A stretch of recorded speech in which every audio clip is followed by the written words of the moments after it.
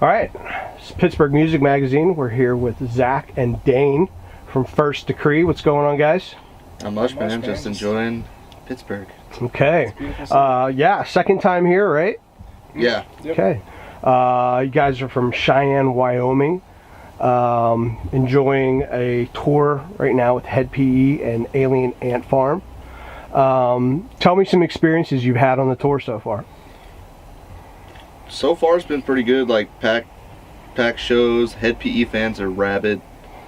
They're kind of like an underground following, They're but a wild bunch. they're pretty wild, pretty wild group. So it's been an interesting tour, to say the least. But it's been really fun. You know, cool. every night's been pretty like packed every night, and you know it gets kind of rowdy, especially when Head PE plays. Like we've seen people get knocked out, and you know, yeah, in the I think mosh it was pits and stuff. It's in crazy. Dallas.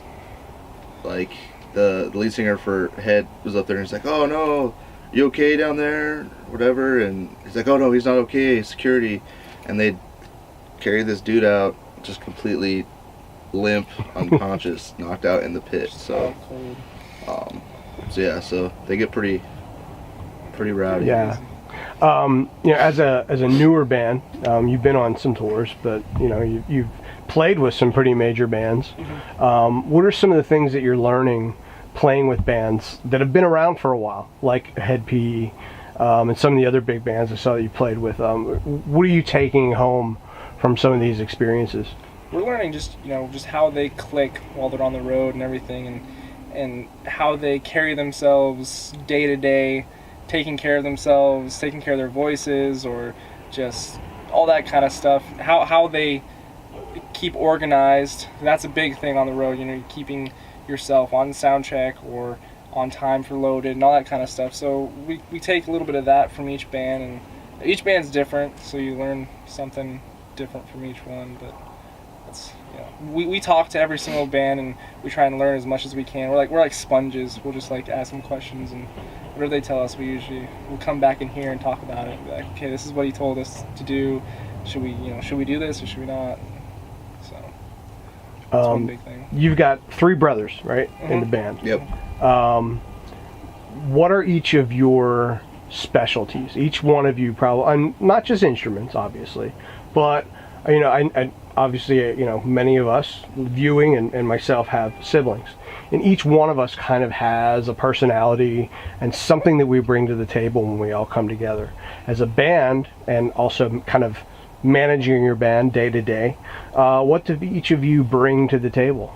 Well, Zach is definitely like the organized one. It kind of got dumped on him by our manager because like we didn't ever really have like a set tour manager. We all kind of did all the things, but when we went and met with our manager a few weeks ago, he was like, "So who's the tour manager?" And we were just like, "Oh, well, it turns out I guess it's you now, Zach." And so he's kind of he was always like the most organized one, but he kind of has been utilizing that into like doing the majority, like the tour managing kind of responsibilities. Right. So that's definitely his role, I guess, now in the band.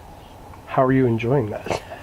It can be hard work sometimes. I mean, trying to stay as organized.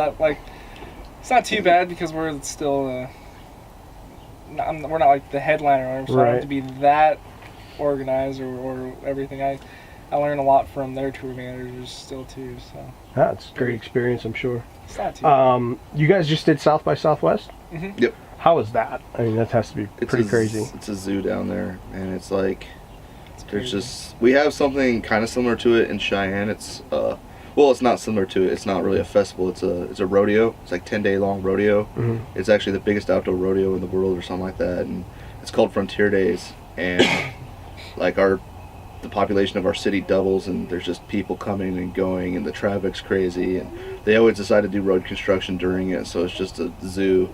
And so that's about the only thing I can compare South by Southwest to. Is kind of the same thing. Traffic's nuts. There's just tons of people just coming and going and doing a bunch of stuff, and even like being in a band, it's kind of hectic.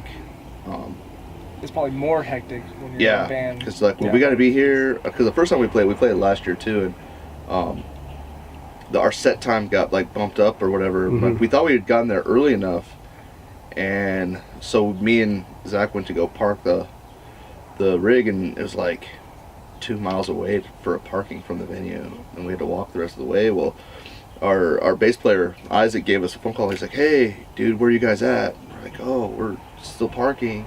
It's like, "We're starting in like 5 minutes." We had to pretty much sprint from the RV all the way to the venue, and everything, just because parking is crazy, loading in is crazy, everything is crazy. So, It's a but at the same time, it's wild fun. place. If you, Yeah.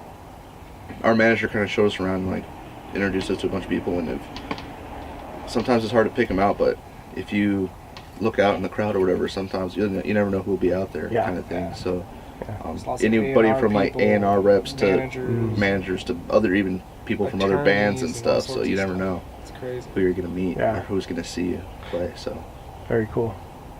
Very cool. Great city. I don't know if you had any time to be able to Oh yeah, we chill at all, but Austin's pretty yeah, cool. we got some food there. There's all sorts of different kinds of food Yeah. and stuff. So everyone talks about the tacos and get tacos and stuff. And yeah, so Austin. food's- yeah. Austin's a cool It's a spot. cool- so. it's a cool city too.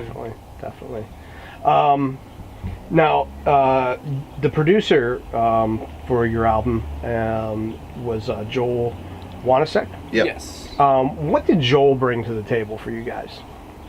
He kind of we came to him with like an EP, and is what we had, and then we had written some more songs and stuff, and so we have like this 5-song EP, and we come to him, and we think our songs are just like these good songs, and he would tear them apart and just be like, this is boring, this is this, and so he really taught us how to kind of write a song, and to how to structure it well, and make it so it's not maybe boring in spots. To us, we think, well, it's fine the way it is, we like it, we're the artists, blah blah blah, but to him, he sees it from the more of a view of, okay, this is what your audience is taking from it, this is what they're hearing, this is what a manager or this is what a A&R person would be looking at when they're listening to the song. So he really dissected everything, and Yeah, he taught us definitely the right way to kind of do stuff. definitely brought like a new sense of professionalism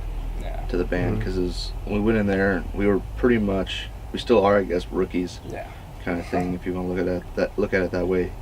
And he pretty much just showed us, because he's been in the music business, in the recording and producing side, and also he's been in bands and stuff for like 10, 15 years or something like that. So he knows the ins and outs as best as anybody can know them, and he just kind of lent some of his experience to us and was like, hey, if you guys want to do it, this is what you're gonna have to do, kind of thing. And he has a saying he always would say to us, and it's among many sayings that he had, but one of them is no small time, and we kind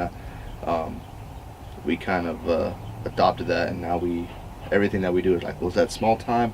I don't know. If it's small time, then we can't do it, kind of thing. And No small time. so it's always no small it's always no small time with us. Good motto. Good motto. That's something we learned from him. Your single Phoenix. When did you start developing that? Is this a song that you've had kind of floating around for a long time, or? That was actually one of the last songs that was written for this album, and it just kind of came together one day. We had a few different ideas on it, and then we finally came together as a band and brought it up. And then when we took it to the studio, Joel again kind of moved just a little bit of stuff around on it, and while we were in the studio, he was like, hey, this could be like your guys' single, man, if you guys did something with this. And we recorded that album. That was about a year ago that we recorded it and everything. We've had it for a year, and when we got our new manager, he listened to our stuff, and he heard that song, and it kind of caught his eye, and he was just like, or caught his ear, I guess. Yeah. But he was like, this could be a good song. You guys could take this. We should take this radio right now. But let's just do it. Let's put it as our single for this album. So that's just kind of how it came to be. We just went ahead with it. He thought it was good, and it's done pretty well on the radio so far. Yeah, a lot of people like it. It's a pretty good one. Especially radio people have.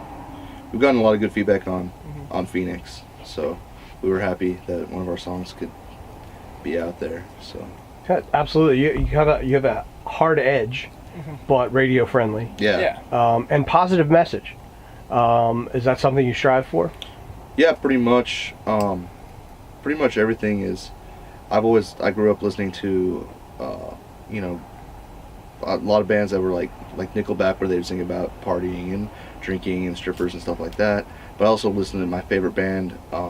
One of the first bands I ever listened to that wasn't like Weird Al or something Disney tunes was Creed, and Creed always they always got like the rap for being a Christian band, even though I guess they weren't really, but whatever. But their lyrics were always inspiring to me, a really like positive message and stuff. And you know, I like the hard party stuff too. But for me personally, the kind of songs I want to write have a positive message. If you're feeling down, you can relate to them. They can uplift you and kind of thing.